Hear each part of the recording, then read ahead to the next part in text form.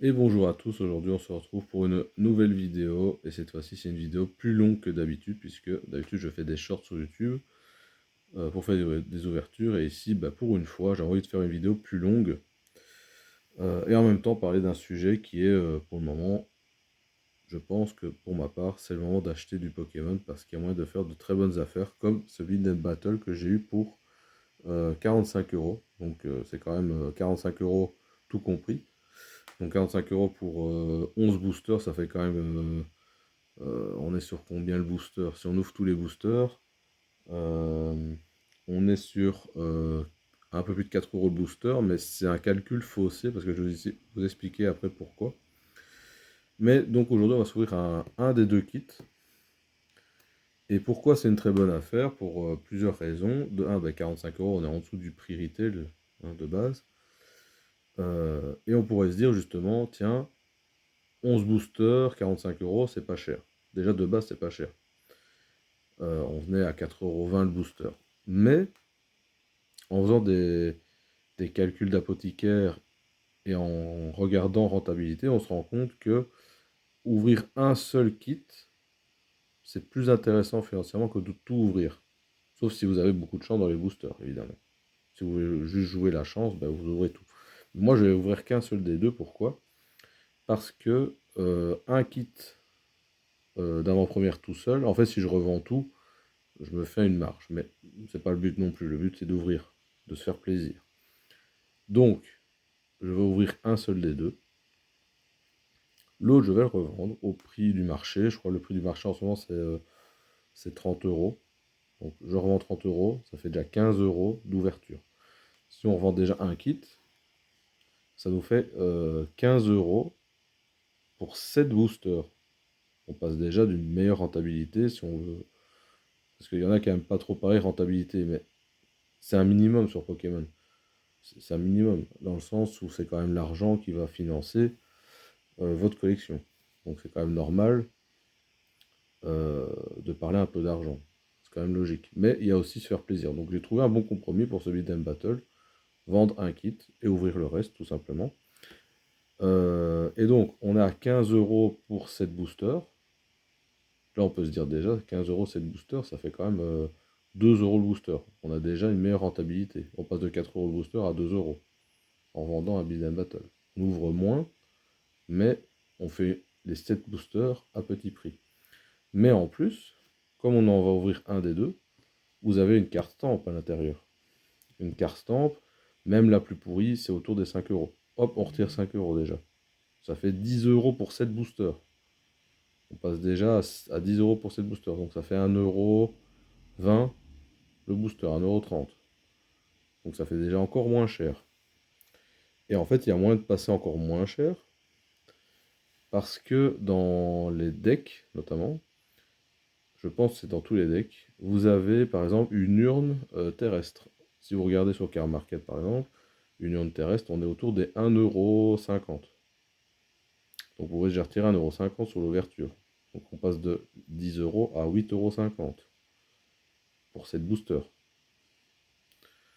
Puis, donc 8,50 € pour cette booster, c'est déjà pas mal.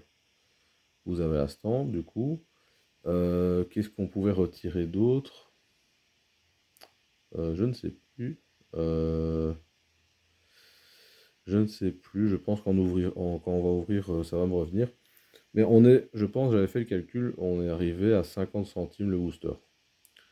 Je pense qu'avec toutes les cartes aussi qui sont en version non rare, notamment parce que vous avez dans les decks des cartes rares qui sont holo d'habitude, mais qui sont non holo dans le deck. Et il n'y a que dans le deck qu'on peut les trouver. C'est des cartes qui se vendent 50 centimes. Donc si on tire beaucoup sur ça et là, on peut vraiment être à moins d'1 € le booster avec cette technique, en trouvant un build and battle à 45 euros évidemment. Hein, 40, 45, 50 euros. Si vous avez la chance comme moi d'avoir ça sur Vinted, c'est parfait. Et un vendeur sérieux, évidemment. Donc on va s'ouvrir ça. J'ai ouvert les 3 boosters en off, les 3 boosters qui sont en plus.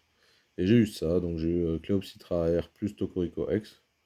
Donc on démarre bien, hein, on est déjà dans la renta, hein, si on veut parler un petit peu rentabilité, bah, je suis déjà rentable, hein, je vends ça, j'ai déjà eu une AR. Sur Five Paradox, c'est toujours un petit prix, donc c'est toujours intéressant. Euh, alors, lequel, je sais pas lequel prendre, c'est le hasard de toute façon. Euh, je vais prendre celui-là, celui de droite, et donc celui-là, sera mis sous le côté. Et je vais ouvrir celui-là en espérant avoir quand même une belle carte stamp, évidemment. Donc je vais vous ouvrir ça.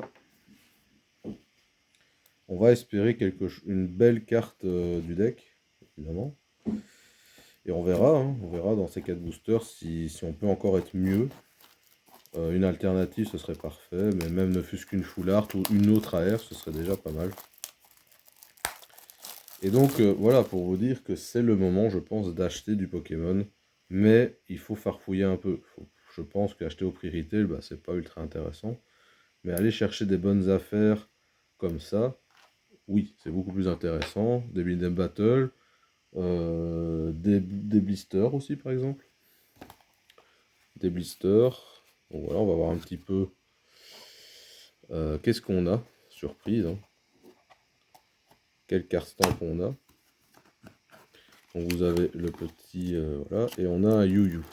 Je ne sais plus si... Ah, j'avais eu Xatu, donc au moins c'est une différence, c'est bien. Donc voilà, on aura Yu-Yu. Et on va déballer le deck parce que de toute façon, moi, en plus garder les decks scellés, oui, ça peut être intéressant, mais au final, on aime bien la carte stamp, on aime bien l'avoir dans un classeur. Donc on va s'ouvrir le deck. Moi, ça m'intéresse pas de garder des decks scellés, personnellement. Je préfère aller revendre un petit peu ce qu'il y a dans le deck. Ce qui est intéressant à revendre dans le deck. Comme l'urne, normalement, je vais vous montrer ça. Il y a une urne, en fait, normalement, dans chaque deck. Le deck est préconstruit de sorte à ce qu'on ait à chaque fois ça. Et donc déjà l'urne vous fait déjà gagner 1 euro, 1,50 € quoi. Donc si vous ouvrez plusieurs billets de battle, bon, la carte stamp, de belles cartes. On la met de côté, on la se livre après. Alors vous avez donc votre deck ici, les énergies, etc. Et normalement, après je peux me tromper dans cette vidéo, mais normalement il y a une urne. Alors vous voyez, là le Yu normalement il est en holo, mais en fait là il est pas holo. Donc du coup, bah, c'est des cartes forcément, pour ceux qui veulent faire un master set, etc. Bah, du coup, ils sont obligés de l'avoir. Le samouraï, c'est pareil. Le mythe de fer aussi, normalement, il est holo. Et en fait, bah, c'est des cartes qui, qui vont pas coter des milliers des cents, mais dans le temps, là, vous voyez, vous avez une urne. Voilà. Dans chaque deck, vous avez une urne. Une urne, c'est 1,50 €. Donc, ça vaut la peine, quoi, d'ouvrir les decks et de vendre un peu les cartes à unité, certaines cartes, et d'aller chercher un peu la renta avec ça. Donc voilà, c'est intéressant d'acheter des Beat 'em Battle par exemple en ce moment. Si vous arrivez à... Surtout du Five Paradox, qui est une série bah, plutôt appréciée et qui... Et les cartes qu'on trouve à l'intérieur cotent en fait. Donc c'est vraiment intéressant d'aller acheter ça quoi. Du moins pas prix retail. Après même au prix retail, je trouve que c'est intéressant, mais parce qu'il y a les cartes stamp, etc. Mais bon, c'est pas non plus... Il faut essayer d'aller trouver donc voilà, nos 4 boosters, d'aller trouver des bons prix quoi, sur Vinted, un petit peu chigné. Allez, donc on fait une petite ouverture en même temps d'un kit. Donc voilà, je pense que c'est le moment d'acheter du Pokémon, mais de façon réfléchie quoi. Hein, je pense que le prix retail, ça vaut pas ultra la peine, oui, pour une nouvelle série, mais par exemple, pour des séries qui sont pas trop ouvertes. Je vous dis, des blisters, je peux trouver des blisters parfois sur certaines séries à 3 € quoi. Donc n'allez pas acheter votre blister 6 € si vous pouvez trouver des blisters scellés à, 2, 3, allez, peut-être pas 2, mais à 3 €, 50% moins cher sur Vinted. C'est un petit peu. Mais bien sûr, il faut bien. Essayer d'ouvrir correctement quand même.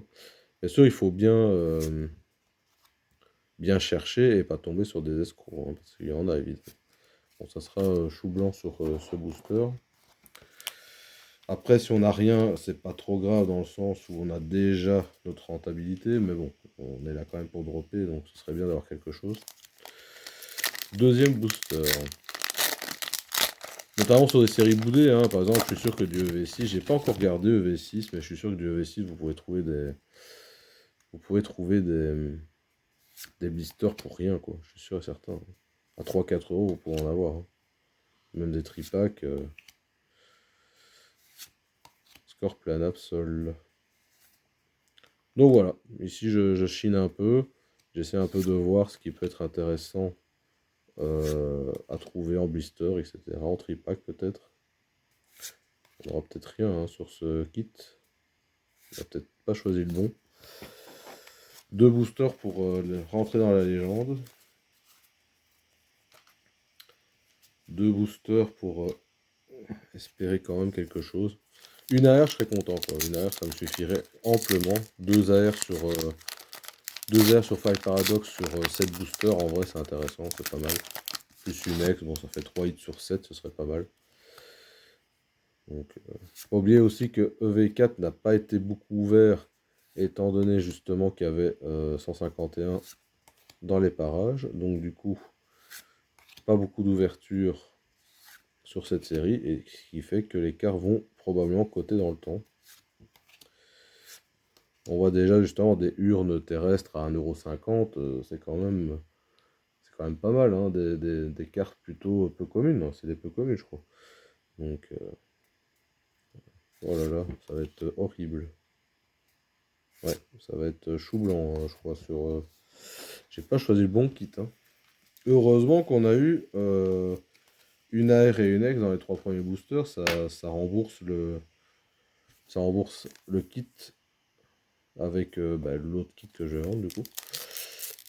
Donc j'espère quand même pas me contenter et au final d'offrir un kit dans le vent. J'espère au moins avoir une AR. Ça c'est le minimum, une AR, hein. On va pas faire un kit sans rien, hein. Après ça existe, hein, un kit sans rien, mais bon. Au final j'aurais pas choisi le bon kit. Tant pis pour moi. Compagnol. Krabicoque.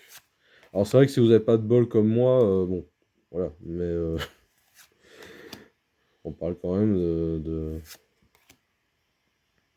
Après voilà, ça vous fait une ouverture pas chère, quoi, mais je crois qu'on a que dalle, hein. Ah si, quand même. Une full art de Norman. Bah quand même, un minimum. J'avais pas eu de full art, je crois, sur EV4. Bon, ça fera quand même une full art pour ce kit, c'est bien. C'est pas mal. Elle est sympa Norman en plus, hein. Très très cool. Très très très très très sympa. Donc on aurait eu quand même un hit sympa sur ce kit. Et donc du coup, sur les 7 boosters, c'est ça que j'ai eu. Une AR, une Full Art et une X. Alors, quand vous ouvrez un 7 boosters, c'est déjà pas mal sur EV4. Mais en plus, comment dire, quand en plus vous avez eu vos boosters pour 1 €, en gros, c'est encore mieux, hein. Ça c'est sûr. Parce que vous avez évidemment la carte stamp qui rajoute 5 € à votre cagnotte. Donc c'est intéressant. Donc voilà, on va se laisser là-dessus. Moi je pense que ça vaut la peine, mais il faut vraiment tomber sur les bonnes affaires. Et c'est des affaires qui restent pas longtemps, donc forcément, il faut être rapide. En fait, il faut repérer le bon vendeur et être rapide. C'est ça qui est pas évident. Mais si vous y arrivez comme moi, par moment, ben, vous faites des ouvertures pour rien, quoi. Ça vaut vraiment la peine de, de- de prendre un peu le temps, je pense. Parce que c'est quand même ça qui va vous permettre, dans le temps, de vous faire une maxi collection euh, en mettant le moins d'argent possible. Parce que je peux vous dire, Pokémon, ça coûte un bras, hein. Si vous mettez le prix maximum à chaque fois, mais ça coûte la peau des fesses, hein. Si vous achetez vos boosters à chaque fois 6 balles, à 6 balles 50 parfois, Si vous achetez vos cartes à l'unité prix maximum sur Vinted ou même parfois eBay, parce qu'on dit eBay, on peut faire. En fait, c'est pas toujours des bonnes affaires sur eBay non plus. Moi, j'utilise pas eBay en tout cas.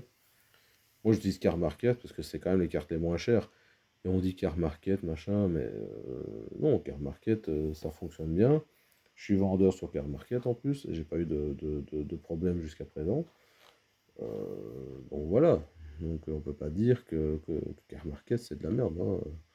Et pour moi, les vrais prix, c'est Car Market, parce que clairement, oui, c'est entre particuliers, mais vous pouvez acheter des. Allez, la Tocorico, par exemple, j'ai été regarder, c'est 90 centimes, 1 euro, par exemple.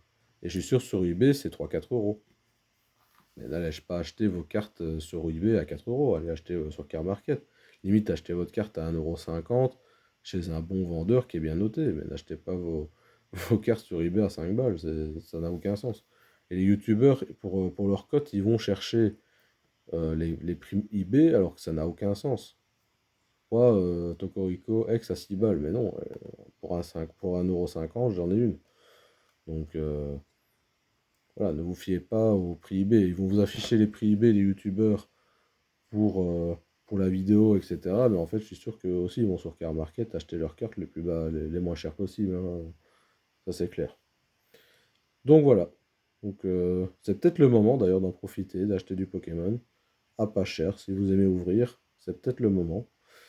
Et voilà, on va se laisser là-dessus. Je vous dis au revoir et à une prochaine fois.